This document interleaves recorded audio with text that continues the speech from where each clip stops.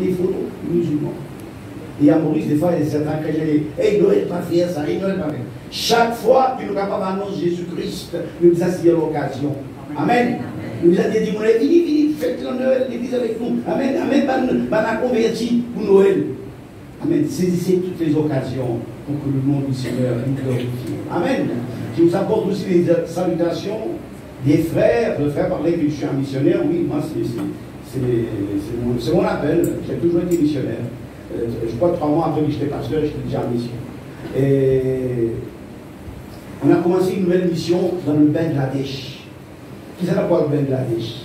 Vous connaissez beaucoup de missionnaires à Toronto, à Montréal, à New York, à l'Australie, tout. Quand il y a la casse, et quand il y a un problème, je ne sais pas pour aller.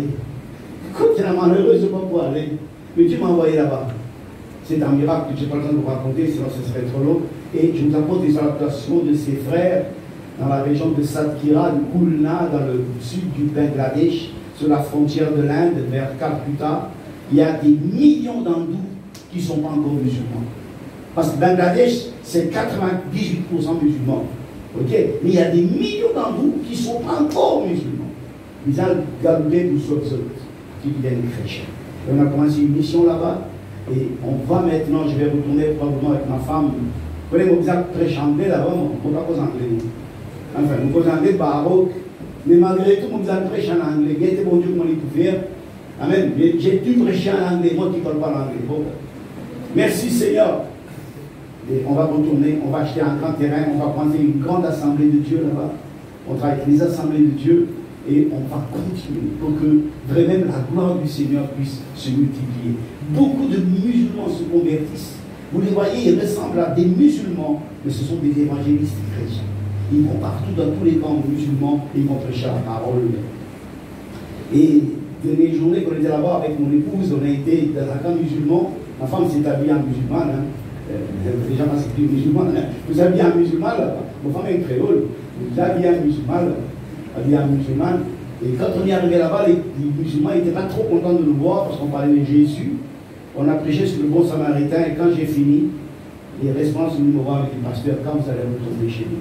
Retournez encore, on veut écouter encore cet évangile-là. Alors merci Seigneur, je vous mets ça dans votre cœur, priez, si Dieu le veut. Donc au mois de, je pense au mois de mars, nous partons là-bas. Priez pour nous, parce que c'est pas un endroit facile. Vous êtes dormi par terre, hein? Ok? Alors moi, vous connaissez, on est dans la case, moi. Moi, c'est un bien ici, moi. C'est moi, je suis pas la mission pour dormir par terre. Déjà, mon vieux bonhomme, vous les ont fait mal. Mais enfin, pour Jésus, merci Seigneur, mon frère. Amen. Voilà, oubliez tout ça. Merci Seigneur.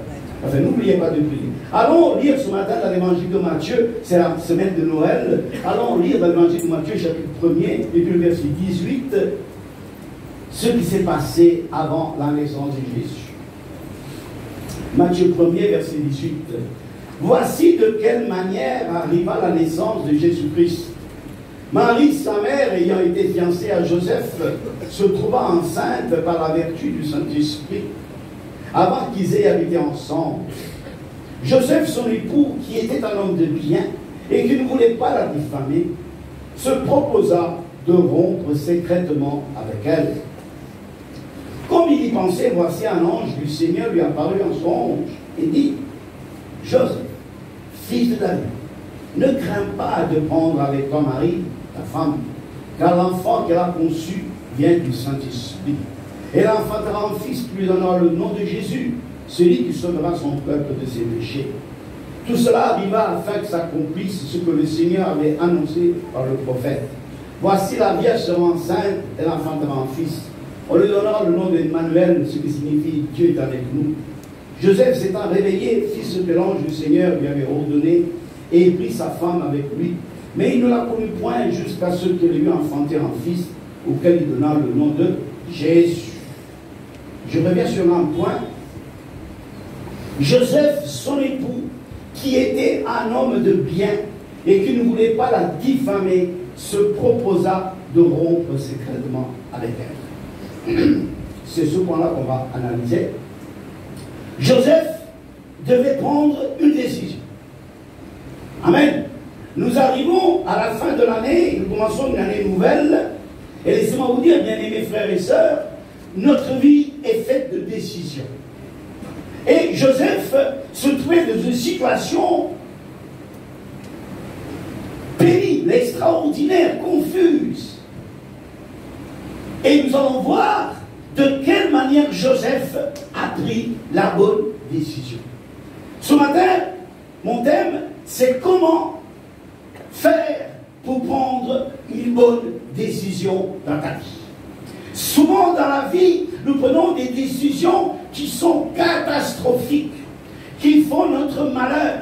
Il y a des décisions qui ont des conséquences irréversibles. Nous tasser, nous pas qu'à saper, nous tourner, nous virer, nous pas qu'à sortir dans sa piège quand nous finissons entrer par nous-mêmes, par nos propres volontés, par nos propres ignorances. Donc Dieu veut que dans notre vie, dans la mienne, dans la tienne, il y a des situations où nous devons prendre des décisions. Et souvent les décisions font mal, elles sont douloureuses. Parce que généralement nous aimons le statu quo, nous aimons la tranquillité, nous aimons la routine, nous pas contents trop le changement, nous à l'aise quand les choses tournent normales. Mais Dieu ne veut pas ça. Dieu veut que nous marchions de gloire en gloire, et pour marcher de gloire en gloire, il faut qu'on prend certaines décisions. Mais hélas, la majorité des gens, poussés par leur instinct humain, ou carrément ignorants de ce que Dieu attend d'eux, choisissent jamais de choisir. Ils ne choisissent pas, ou ils choisissent mal, et je vous dis, il y a des conséquences là-dessus. Alors il y en a qui, je vous dis, ne choisissent rien, ils restent là. Et puis toute leur vie, c'est la déception, la frustration. Beaucoup de gens vivent dans la ville que j'appellerais le j'aurais dû. La ville du j'aurais dû. J'aurais dû faire ceci, j'aurais dû faire cela, mais ils ne font rien. Ils ne font rien. Mais le Dieu de la Bible, c'est un Dieu de décision. Dieu nous dit dans l'Ancien Testament, j'ai mis devant toi la vie et la mort. Choisis la vie. Tu dois choisir, choisir, choisir. L'année 2020 sera une année de choix. Tu dois choisir. Je dois choisir de vivre ma vie chrétienne dans la foi. Je dois me consacrer davantage. Je dois me sanctifier davantage. Je dois me donner davantage à Dieu. Ma vie ne doit pas être une vie de religion. Ma vie doit être une vie de consécration, d'amour total. Je vais être greffé avec Christ. Je vais porter du fruit pour Christ. Alors beaucoup de gens, c'est comme ça. Ils vivent dans la ville du j'aurais dû. D'après eux, ils ont choisi le mauvais métier. Ah frère, je ne peux pas venir à l'église. Mon métier m'empêche. Si tu as un métier que tu avais chez le Seigneur, change de métier, mon frère. Ce n'est pas un crime de changer de métier. Il vaut mieux chercher d'abord le règne de Dieu et sa justice plutôt que l'argent de ton travail. Change de métier, serve le Seigneur comme il le faut. Moi, j'ai changé de métier, je ne sais pas comment faire dans ma vie. J'ai passé ma vie à changer de métier. Ça m'a apporté chance d'ailleurs. Alors, c'est très important. Il y en a qui disent, ah, pasteur, moi j'habite dans un mauvais quartier, c'est pas évident de patati patata. Mais si tu habites dans un mauvais quartier, si Dieu ouvre ses mains, mais sans ce quartier, papa, il dans un fier ça. Après, mon Dieu, vous dans un mauvais quartier, tout quartier est bon, Jésus est partout. Amen. Paix dans un mauvais quartier, ça. D'autres vous diront, pasteur, moi c'est la mauvaise église, je suis dans une mauvaise église. Si d'après la parole de Dieu, la doctrine est bonne, ou si elle n'est pas bonne, change d'église, papa, ou pas trouver, pas me dire les temps. Mais si la doctrine est bonne, c'est pas l'église qu'il faut changer, c'est toi qui dois changer. Si la doctrine est bonne, pas une cause n'importe, tonton. Change la vie, change vos manières, change vos façons. Alléluia. D'autres vous diront, ah mon Dieu, moi c'est le mauvais conjoint, je vous dis. Mon fils marié à la va-vite, à ce terme, on est un bon homme, on est une bonne femme, bon, on n'a pas connu qui m'a poussé à la vie. Ah bon? Pardonnez.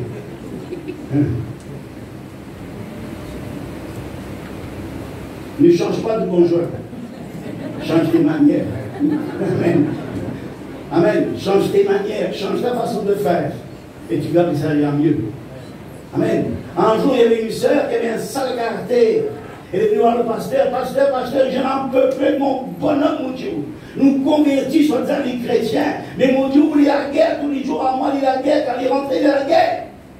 Parce qu'il dit, mais ma sœur, à quelle heure il rentre à la maison? Tous les soirs à 6 heures, je vous dis, à 6 heures, il est là.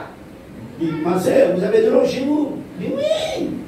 Alors, à 6 heures moins 10, par précaution, allez prendre un verre d'eau. Vous buvez de l'eau et vous gardez dans la bouche une partie d'eau. Vous pas avaler, hein? Ah bon, les médicaments, ça oui, un très bon médicament. Et quand mon homme finit, ou pas, ou reste tranquille, jusqu'à 6h30, 6h30, ou elle crache sa bidon. Pas avant 6h30. Ah bon, mais ça va marcher, je vous garantis. Bonhomme rentré, qui t'ont fait faire caricoter ton femme, ton maman, ton frère, ton mari. Femme là, il a envie de donner même lui. Il n'est pas capable, sur la bouche plein de l'eau. Il n'est pas capable de poser, si le bizarre crache le bout là. Il n'est pas capable. Bonhomme là, il dit, t'as été ton frère, ton soeur, ton frère. Vous connaissez, feu de bois, le feu s'éteint. N'est-ce pas? Au bout des lumières, pour là, il dit qu'on fait comme un caméléon. Quand il vient au bout des lumières, il faut. Il arrête de causer. Alors, enfin là, je suis allé cracher. Chérie, parce qu'on jouerait, oui, très bonne. Problème fini. Femme là, tu as le plaigné, mais femme là, elle est diffée. Alors, gloire à Dieu. Merci Seigneur. Joseph, donc, avait trouvé l'amour de sa vie. Marie, il avait choisi entre toutes les autres femmes. Il l'aimait passionnément. Il l'admirait. Il brûlait d'impatience en attendant le jour de leur mariage. Joseph était amoureux de Marie. Ok? Mais, à force de regarder sa fiancée avec tant d'intérêt et tant d'amour, il remarque que son ventre commence à grossir d'une façon anormale, pour ne pas dire suspecte. Là, quand vous montez 35, là, vous guettez tous les jours. Vous comprenez? Ça vous l'a lui trouver qui marie, il peut pas dire poids. Il peut s'en finir avec grossi, tu sors un peu grossi. Mais qui t'est arrivé là? Il y a un problème là. Choc, inquiétude et soupçon. Le pauvre Joseph, amoureux fou, il a son cœur meurtri. Il peut dire, mais qui t'est arrivé là? Alors, il s'approche de Marie, il demande des explications. Certainement avec une grande dose d'indignation, parce qu'il finit tout son film, il finit tout son spectacle, il vend de la grossie. Il va grossir comme ça. Hein? Mais c'est une raison pour la grossir comme ça. Donc, il demande une explication, parce qu'il sait quand même qu'il fait son rentrée qu'on fait. Alors, vous savez, quand nous avons une idée préconçue dans nous les guerres, quand nous proposons un petit monde, nous proposons d'après ça l'idée qui vient de nous les guerres. Si moi j'ai l'amertume de les guerres, nous proposons avec l'amertume. Si moi j'ai la haine, nous proposons avec la haine. Si moi j'ai la colère, ça va la colère. Et vous savez, le body language, la façon de nous exprimer, dépend toujours de ce qu'il y a à l'intérieur. De l'abondance du cœur, la bouche va parler. Alors, Joseph dit, mais, mon petit expliquez qui va arriver là, expliquez, donne-moi l'explication là. Marie lui dit, pardonne-moi chérie, pardonne-moi Joseph. Je voulais moi-même t'en parler, tu sais. Notre Dieu nous a choisis pour faire naître le Messie. Quoi? Qu'est-ce que tu racontes? De la tête des bons, hein? Nous faire naître le Messie avec quoi? Comment? Moi là-dedans, moi? Tu sais, tu t'expliques, tu donnes les détails. Un ange qui s'appelle Gabriel m'est apparu et il a dit que je serais enceinte par la vertu du Saint-Esprit. Quoi? Ah non, je vais Gabriel, tu seras enceinte du Saint-Esprit. Bien encore quoi? Alors je lui ai dit qu'il me soit fait sur ta parole. Quoi? Le bon Joseph faire quoi? Il me dit, qu'est-ce que tu racontes là? Tu me prends pour un idiot ou quoi? Voilà, chérie, c'est toute la vérité. Quoi? Quelle vérité? Qui te met radoter, ange, Saint-Esprit, Messie, mais qui te met ça, c'est là? Toi, un peu gonflé, ça va me trouver ce qui te met dire là. On va me trouver, moi. Et ça devrait me trouver, toi, un peu aussi, toi, enceinte, toi. Mais toi, tu le Saint-Esprit, un ange, Messie, puis encore quoi? Pour le pauvre Joseph, la réponse de Marie semble cousue de fil blanc. Lui, c'est un simple charpentier, lui, pas un intellectuel, lui. Tu as venu raconte-moi un ange, Saint-Esprit, Messie, Dieu, j'ai dit la volonté, pas volonté. Mais t'en vas t'as qu'arriver ça. Sur le coup, Joseph a dû ressentir un traumatisme émotionnel de classe 4. Vous savez, quand ça fait autour de vous peut écrouler, pas vous, il peut même cette fille-là, il peut organiser, il peut contenter, il peut aller au mariage, cette fille-là finit dans le groupe, qui vous dit? Hein? Si mon femme vient de moi, je me reconnais, le Saint-Esprit, l'ange Gabriel, l'autre, c'est à cause de moi. Hein? Tu ne peux pas dîner, toi. Mais nous, tu es une servante. Longtemps. Comme enceinte. Tu m'as passé. Moi, c'est pour me connaître comment. Tu ne pas connaître comment. Et Rodriguez, ça se dit. C'est un Rodriguez pas grave. Tu ne pas connaître comment. Dis non, tu ne pas connaître personne. Tu t'appelles Belinda, tu m'appelles Marie, toi. Tu t'appelles Belinda. Ok. Bon, pour dire, qui vous pensez? Pauvre Joseph. Il était vraiment tourmenté. Mettons-nous maintenant dans la passe Joseph. Joseph, quand il trouve ça, il peut calculer des mots qui témoignent. On va pas faire palabre, on va pas faire ceci, on va pas faire cela. Discrètement, on lève le paquet, on va dire en blanc, on lève le paquet, on peut aller tranquille. Ok, il lève le paquet, il y arrête. Dans ce genre de situation et circonstances, quand nous faisons face à des situations que nous ne comprenons pas, l'homme naturel fait sauter le fusible de ses émotions et il commence à réagir d'une manière qui n'est pas correcte. Quoi? Tu te moques de moi, Marie? Tu me prends pour un idiot, Marie?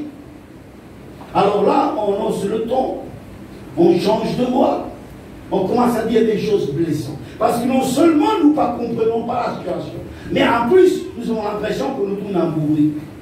Il y a de quoi, non? Quand Marie dit tout ça, mais vous là qui t'en pensez? Mais tu peux pas m'en prendre idiot, là. Hein? Tu me trompes? À ce temps, tu dis moi, Gabriel, mon Dieu, mais ici, là-bas, que ta bonté soit faite, mais tu te montres pas pour qui, là? Qui rôle te peut m'aider à moi, là? Alors, quand on commence, vous voyez, quand on est chrétien et que les choses ne tournent pas rond pour nous, nous avons toujours tendance à devenir une autre personne. Nous ne sommes plus le temple du Saint-Esprit. Nous ne sommes plus des personnes remplies d'amour. Et à ce moment-là, effectivement, le Saint-Esprit va se retirer de notre vie. Il se retire. Et quand le Saint-Esprit se retire, parce que je réagis d'une manière charnelle, parce que vous savez, Dieu est toujours Dieu. Dieu est le Dieu de la victoire, il est aussi le Dieu des problèmes. Dieu est le Dieu de la nuit, le Dieu du jour. Il est toujours Dieu. Il faut arrêter, quand les choses vont mal, de se décourager, de rejeter tout, de remettre tout en question. Dieu est toujours Dieu, tu dois avoir la foi, mon frère.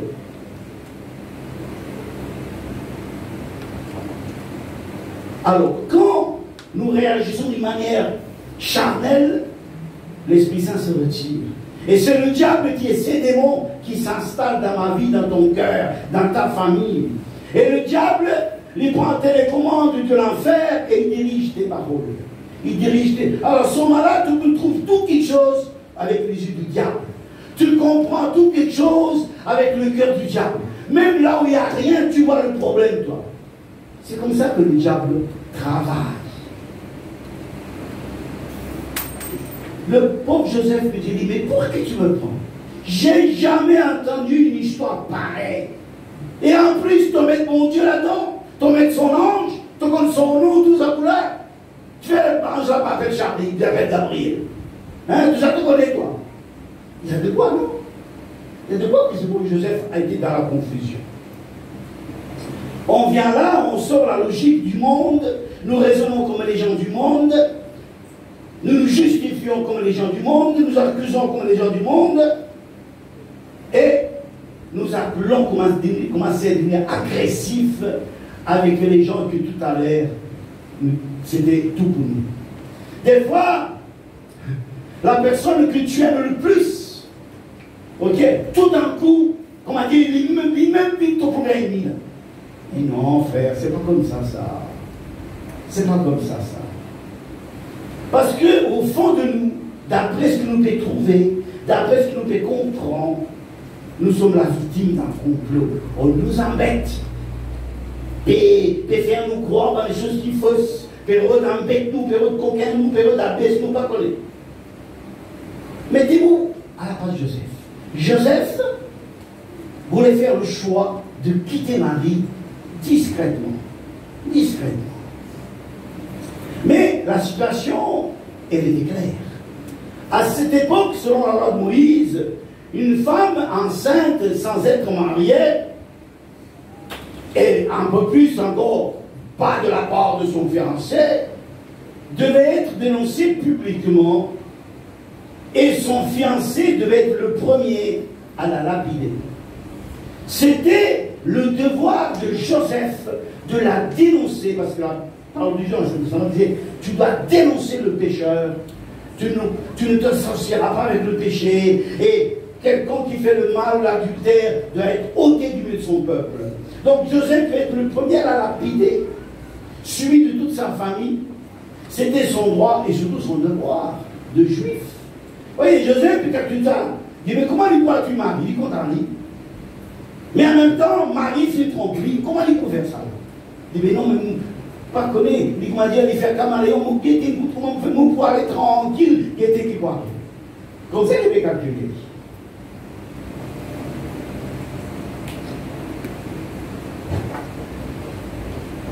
Je dois prendre tout de suite la décision qui s'impose. Des fois, on s'est dit, voilà, la situation est comme ça. Je dois détruire l'œuvre du diable immédiatement. Des fois, nous appelons l'œuvre du diable l'œuvre de Dieu. Et des fois, nous appelons l'œuvre de Dieu l'œuvre du diable. Vous voyez, il y a souvent, dans certains ministères, dans certaines situations, avec certaines personnes, ils appellent l'œuvre de Dieu, mais c'est l'œuvre du diable qu'il faut. Et ici, le bon Joseph, il croit que c'est l'œuvre du diable. Marie peut embêter, Marie peut faire ci, faire cela. Et il devrait se dire, mais je dois prendre une décision qui s'impose. Il faut détruire l'œuvre du diable dans la vie de Marie. Il faut la tuer. Il faut la lapider. Mais mettez-nous à la place de Joseph. Mettons-nous à la place de Joseph. On ne se sentirait pas abaissé, humilié, trompé, embêté, ridiculisé. Qu'est-ce qu'il va dire, vous autres? Laissez-moi vous dire. Ne prenez jamais une décision sous la pression. N'ouvrez jamais un tempo qui fait siffler. Ok? Mettez le tempo là en bas le froid de mon garçon. Quand tout ça l'air fait sortir, on va le tempo là. Ok? Quand vous êtes sous la pression, quand vous êtes sous la colère, quand vous êtes dans une position d'irritation, ne prenez jamais une décision. Moi, même qui travaille, mon père, toi qui travaille, c'est qui ou un dos là? Quand il dit, enfin, moi, je suis un patron, comment il faut, comment il faut, je dis, mon père, moi, quand tu vas aller, comme il dit, qui travaille comme ça? Qui travaille comme ça, mon frère? Prends pas jamais une décision comme ça. Reste tranquille. Celui-là peut quitter tranquille, mais dans la sagesse. Donc il est écrit que Joseph était un homme de bien. Qu'est-ce que ça veut dire être un homme de bien? On est un homme de bien seulement quand tout va bien. Mais c'est facile d'être un homme de bien quand tout va bien. Hein? Facile, non? Je suis un homme de bien seulement quand je contrôle les situations et les circonstances. Là je suis bien, là je suis un bon garçon. Quand ça fait pas bon, là vous venez des démons, vous venez un vipère et un serpent.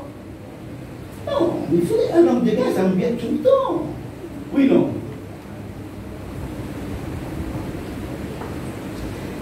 Joseph était un homme de bien parce qu'il marchait avec son Dieu de tout son cœur. Joseph marchait dans la foi et par la foi. Joseph voulait accomplir la volonté de Dieu coûte que coûte dans sa vie. Est-ce que toi aussi, moi aussi, on veut faire ça? L'année 2020, est-ce que ça va être une année de bonnes décisions? Peut-être tu as une décision à prendre aujourd'hui, tu la prendras. Mais tu la prendras après avoir écouté la parole de Dieu. Souvent, il y a des décisions qui sont là depuis des années. Mais on tourne autour du pot, on ne prend pas la décision. Chaque fois que Dieu a préparé pour toi une grande bénédiction, tu seras appelé à prendre une grande décision, courageusement. Une grande décision, mon frère. Une grande décision. Je me rappelle, j'étais jeune mais beau. Là, je suis seulement beau.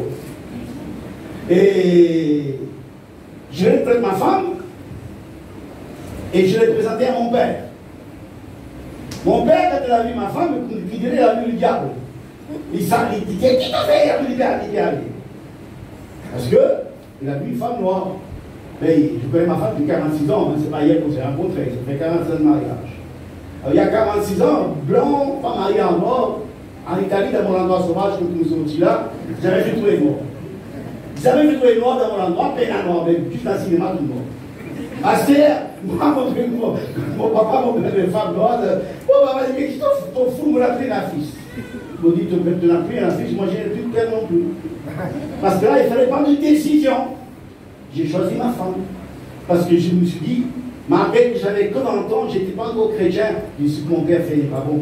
Tu ne choisis pas une personne par la couleur de la peau. Donc, malheureusement, pendant 2 ans, je n'ai pas vu mes parents. Mon papa disait, là-dedans, je n'ai pas le temps aujourd'hui. Mais c'était terrible. Et après, mes parents se sont convertis et ils adoraient ma femme jusqu'à. D'ailleurs, ma femme est en famille, gloire à Dieu. Tu sais mon Dieu tout ça, hein? Oui, nous avons une bonne décision. Donc, cette décision, je l'ai prise par rapport à la réalité.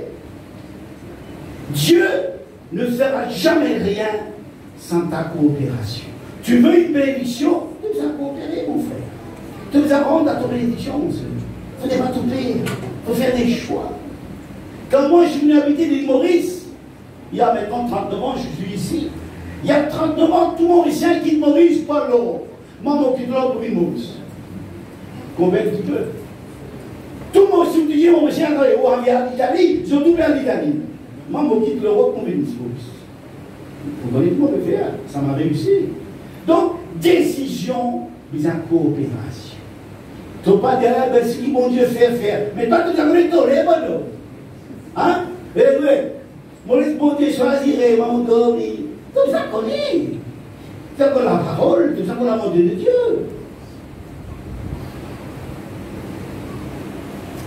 Alors, comment Dieu va te bénir? Comment Dieu va t'aider? Comment vas-tu te guider pour prendre ta décision? Mais ça va vous dire, il y a des bonnes bénédictions et des fausses bénédictions. Tout ce qui brille n'est pas or. Des fois, nous avons tendance pour croire, mais tout facile, tout correct, puis on a tout cassement la tête. Quels sont tes objectifs? Qu'est-ce que tu cherches d'abord dans ton vie? Est-ce que tu cherches ton avantage ou bien tu cherches la gloire de Dieu? Si tu cherches la gloire de Dieu,